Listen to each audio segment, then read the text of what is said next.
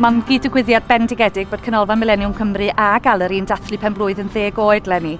Felly mae'n ffordd o ddod ar ddwy ganolfan ynghyd a dathlu'r gorau yng Nghymru. Mae yna gwrs wedi bod yn digwydd am yr wythnos ddiwethaf o gwmpas ardal Canolfan yma sydd yn dangos sut i greu effeithiadau gyda tân gwyllt. Mae wedi bod yn rhoi cyfle i fi gael dysgu pethau mwyn allan, neu pethau potentially yma efo galeri neu yn dre, a gweithio tu allan fwy efo'r gymuned lle, a dod o pethau fel yma fwy. Achos mae wedi bod yn wych yno, mae wedi dod o pawb at ei gilydd, mae wedi bod yn rili dda.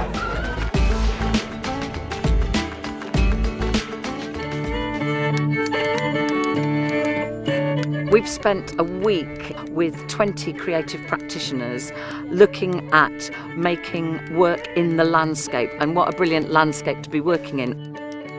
The day before yesterday, we gave all of them a live brief and said on Friday evening, members of the public will be turning up and your job is to create, using the skills that you've learnt over the last few days, create an event that responds to this location.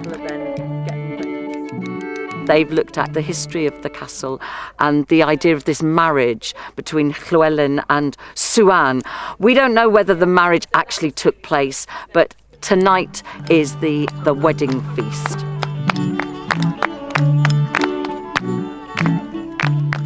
We're making work here in a valley that is lived in and owned by people who are going to come and see the show. I really hope that they feel that we have honoured this place. O'n i'n siŵr beth ysgol dydd y gwir, ond oedd o'n diddorol iawn, dwi'n meddwl bod rhywbeth ac am mwy o'r math yma beth yma.